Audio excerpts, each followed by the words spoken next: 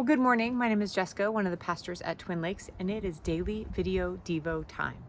So last spring, while I was on sabbatical, we went to church a number of times at Vintage Faith, just down the road in Santa Cruz. And we were there one Sunday morning when Dan Kimball was preaching on the Gospel of Matthew. Matthew is one of the 4 books in the New Testament on Jesus's life. And Dan was telling us that when he is discouraged about life circumstances, when he doubts God, he turns to the book of Matthew. And I was like, well, that's really interesting because that's not usually one of my go-tos when I am questioning God. And so I wondered what he had to say. And he pointed actually at the very beginning of Matthew. Matthew opens with a long genealogy of Jesus, and he actually traces Jesus's ancestry all the way back to Abraham. It's a really long ancestry, right? And so what Dan Kimball was telling us is that when he reads Matthew, he looks and he sees, oh, God does fulfill his promises, right? So way back in the book of Genesis, God promised Abraham 3 things, right? He promised that he would become the father of many, many, like the father of nations, right? He would have descendants that numbered greater than the stars in the sky. He promised that those descendants would inherit land. And he promised that he would bless the entire world through Abraham's lineage. And when Matthew's writing, 2 of those promises have come true, right? God did give Abraham enough descendants to number more than the stars, and they did inherit the land, albeit at the time they were being ruled by the Romans, but they were still living in that land. But it's that 3rd promise, that promise to bless the entire world through Abraham, that hasn't come true yet. And so when Matthew traces that lineage all the way back to Abraham, he's saying, hey guys, pay attention. Jesus is that promise. He's that 3rd promise fulfilled, right? And Matthew also illustrates that other prophecies are fulfilled as well when he opens his gospel about Jesus's life, right? So he's saying Jesus is the fulfillment of promise and prophecy.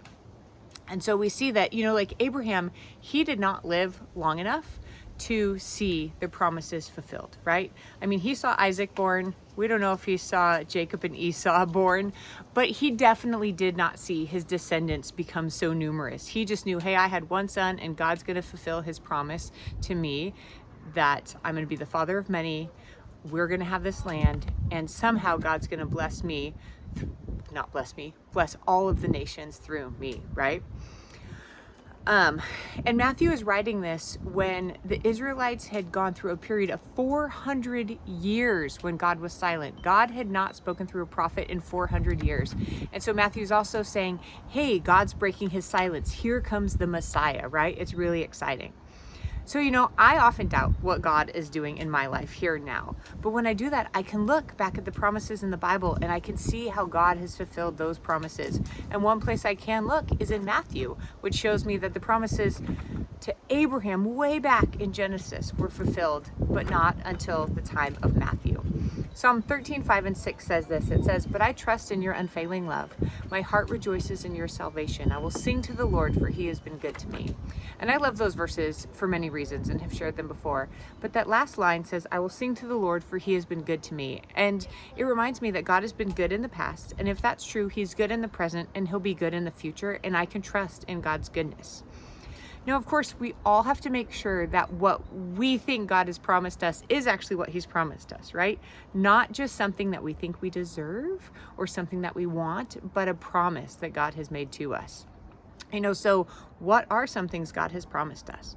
Well, in Psalm 46:1 tells us that God is our refuge and our strength and ever-present help in time of trouble. So we know that God has promised to be with us in our troubles.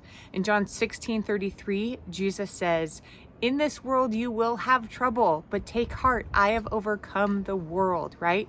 And we know that Jesus has overcome the world, and we can trust in his promise that he's got it, that we might face troubles here and now, but God's got it. And then in Revelation, we have this promise of the future, right? That one day Jesus will return, that creation will be restored to what God intended it to be, that there will be no pain, no tears, there will be justice for what has been unjust, there will be mercy and compassion, right? And so we can trust that God's got it.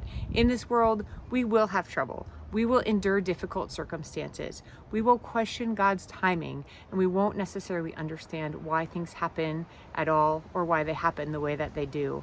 But I know that I can have hope that my future, even with the twists and turns and even with the hardships, my future is secure because God keeps his promises. I hope you find that encouraging today, and I hope you have a great day.